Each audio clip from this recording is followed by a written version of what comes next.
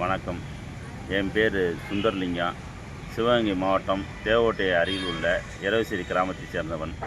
நான் தேவகோட்டை நகராட்சியினுடைய நகர்மன்ற தலைவராகவும் இருக்கிறேன்.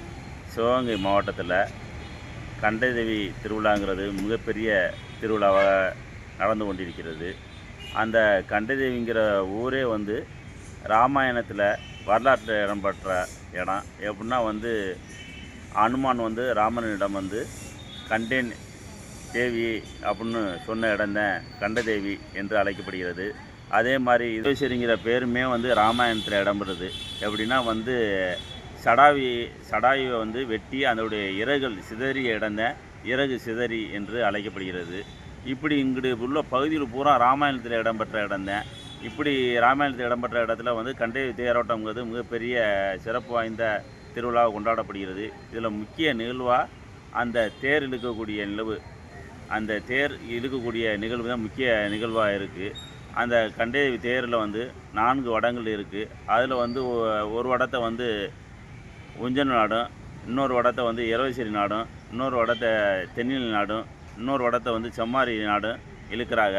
இதில் அனைத்து சமுதாயத்தினரும் ஒற்றுமையோடு தான் இழுக்கிறான். இதில் எந்த வித பாகுபாடும் இல்லை, எல்லோரும் ஒற்றுமையோடு தான் இழுக்கிறான்.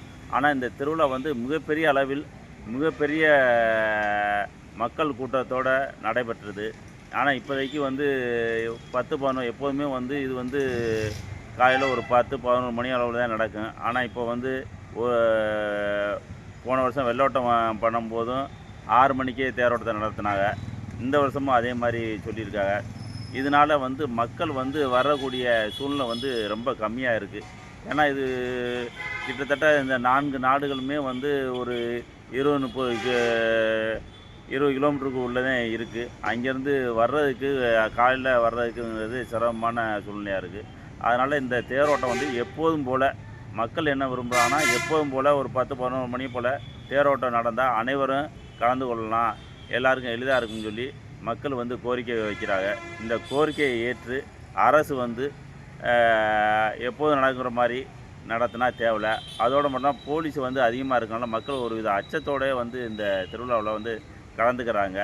அந்த மாதிரி ஒரு சூழ்நிலை இல்லாமல் எப்போதும் போல் சாதாரணமாக இந்த திருவிழா நடக்கணும்.